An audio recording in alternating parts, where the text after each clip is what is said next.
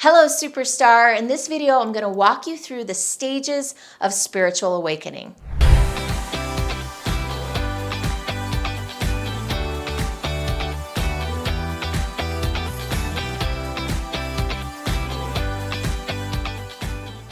Before I get into the actual stages of spiritual awakening, I'm also going to share with you a little bit about how I conceive of what a spiritual awakening even is. And to be clear, I don't have all the answers, and I'm certainly not a spiritual guru. I can only share what I've discovered from my personal experience and what I've learned from my mentors and teachers and guides along the way. And then I'll get into the actual stages of awakening. Let's go. I'm sure that there are hundreds, if not thousands, of definitions for what it is to have a spiritual awakening or to be spiritually awakened. But I'll share with you what my definition is. For me, it's the never-ending, unfolding process of living in greater and greater alignment with truth, supported by love and informed by a divine connection. So in my own life, what that's looked like is greater and greater heart opening, awareness, evolution, expansion, less judgment, less shame and blame, less complaint, more appreciation, more joy, more fulfillment, and more love. And the way that I view spiritual awakening and development is really, rather than as a journey from, say, point A to point B, in my mind, I see it as more of an upward spiral, a never-ending journey up towards our highest self. At the very top of this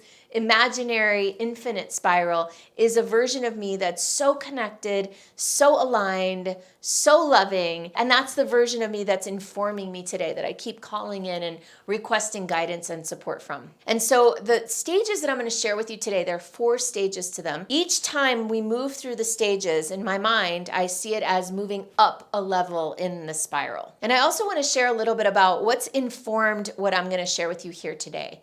So first and foremost, there's a book by a man named Donald Epstein. It's called The 12 Stages of Healing. I was introduced to this book by a mentor of mine 8 or 9 years ago, and it's been a seminal work in my life of creating structure around spiritual development. One of his students, Donald Epstein's students, is Nanilea Diamond, which you've heard me talking about her in other videos.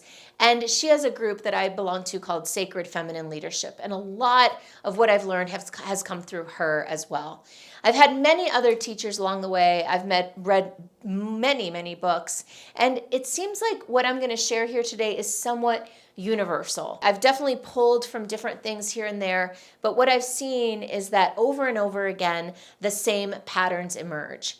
So I'm going to start with Donald Epstein's 4-part seasons of transformation structure, but inside of that, I've taken some liberties based on other things I've learned, and especially to make it really simple and accessible in a short video for you. Let's go. So what you see behind me are the 4 seasons of transformation per Donald Epstein's book, The 12 Stages of Healing. There's discover, transform, awaken, and integration. So within these seasons, certain things generally happen. And actually, it's not like you're taking a plan of action. You're like, okay, I'm going to do step 1 and phase 1, and then I'm going to move into part 2 or stage 2. It doesn't really work like that. Although you can intentionally enter the seasons of transformation, you can also unintentionally enter them. And they have their own timing, their own rhythm, and they unfold exactly how they're supposed to unfold for you. But it sometimes can help to know that there is kind of a method to the madness. So in the first season, the season of discover, this is the season where it starts with denial and or suffering. This is where a lot of us live our life a lot of the time. And out in the culture, a lot of people live in suffering and they are denying the suffering. And this is where we find a lot of us doing things like self-medicating, eating foods that aren't good for us, shopping, shopaholism, workaholism, drinking, drugs, things that separate us or seem to numb the suffering. So that stage of denial and suffering, I've kind of grouped them together, but really it's mostly first a state of denial. And then when we feel suffering and we decide to go into it, we have the opportunity to start to transform it, to begin the process of transformation. So when we recognize, hey, something's not right here, I don't feel so good. We can go back into denial, or we can enter the stage of what I call the basement. Well, I'm not the only one that calls it that. Nani Leah calls it that. A whole bunch of people call it that. But I'm calling it the basement here, meaning that it is the opportunity to go deep into the suffering and the pain, to actually face what is there and that what wants to be transformed, what wants to be changed. So we can go from suffering and denial into the basement, which is where we face the pain. When we go into the basement, one of the things we might want to do is look at the basement and then run back out. It was like, oh, I'll touch it a little bit, but then I gotta go. Really, to move through this phase into the phase of transform, into the season of transform, we really have to feel it all the way. In the book, Busting Loose from the Money Game, Rob Scheinfeld calls it intensifying the emotion. Whatever's there, allowing it to rise all the way fully in us and allowing ourselves to express what's there. There's a pattern that I've seen over and over again, which is the use of sound and movement to move that energy through. One of the things that we do when we're in denial suffering is that we block or we suffocate the sound. We try not to cry. We bite our tongue. We, swallow our emotions, swallow our thoughts. All this terminology is not accidental. What we're literally doing is blocking the feeling of the emotions. But when we go into the basement, we go all the way in. What we do instead is we intensify it and we express it. We scream, we cry, we stomp, we pound, we wail, we growl, we growl, whatever it is, however it wants to be expressed. And from that place, when that happens, usually what will come through is some sort of new truth or wisdom. So this is the end of the first season of Discover, is when we discover a new possibility, a new truth, a new wisdom, which leads us into the season of Transform. When we enter the season of Transform, usually what happens, not always, but most of the time, is that we renounce something. Oh, that was terrible spelling. There's no I in renounce. But anyway, you know what I mean. Renounce. We renounce something. We say, enough of this. No more of this. I'm letting this thing go. I will never do this again. And the distinction here in renouncing is that what we are renouncing is a way of being that we held in the past. We're not renouncing someone else.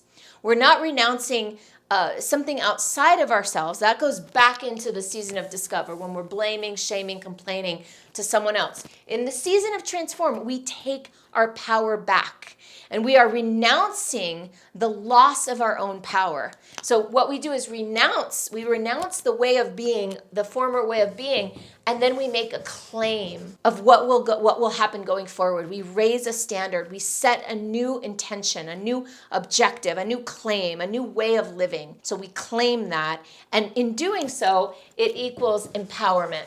And another thing that happens naturally here is that there's a truth now, which we drop the story. Meaning, we no longer create an illusion of powerlessness by putting the power outside of ourselves. For example, if over here, let's say that someone discovered, right, that she had a tendency or a pattern of having bad relationships with men, and men maybe took advantage or would betray or cheat or stray or something like that, right? So I would go to the basement. I actually did this. I would recognize the pattern. I would let it move through me, and I'd realize this new truth, like, I'm picking them. I'm the one making this choice. I'm the one repeating this pattern. Men aren't bad or wrong, or certainly not all of them. I'm the one that's creating this. I take my power back. I refuse to give my power away ever again. I will claim love, and I will claim partnership with someone who respects me and treats me well. And I drop the story that all men are bad, that all men are cheaters, all men are liars, right? Now, before I go on to the next 2 seasons, I want to take a moment to pause, welcome you here, and invite you to check out the rest of my channel. Subscribe, hit the like button, put a comment below, and when you're done with this video, I have so many other videos that I'd love to share with you. So this is what happens when we transform, which naturally leads us into awaken. And in this season of awaken, all of a sudden there are new possibilities. We are seeing with new eyes, and we are seeing from an expanded version of us, from what I call, or what people call, the observer, the part of us that's neutral and that's associated to our higher self. This version of us, the scales have dropped from our eyes, and now we've awakened to the possibility of something new, to new love, to new business, to new ideas, to new forms of expression. Whatever the area is, when we've gone through this process, we naturally, without even trying, are awake to new potential in ourselves and in our lives. That naturally leads to exploration. Once we see that there are new possibilities, it's very exciting to say, oh, I want to explore these possibilities. We become more adventurous. And from this place of empowerment and having dropped the stories, we're more able to take risks. We're more open. We're more available to the mystery of the world. And finally, that way of being leads us to this space of integration, which is where we rinse, repeat. This is not a one-time process. We do it over and over and over again. We notice now that we have this capacity to move through the seasons. From this place of integration, we can see that all of it was valuable. All of it was necessary. All of it had to happen to get to here, to get to here. And so we're willing now to go back and do it over and over again, and hence the spiral, the upward spiral.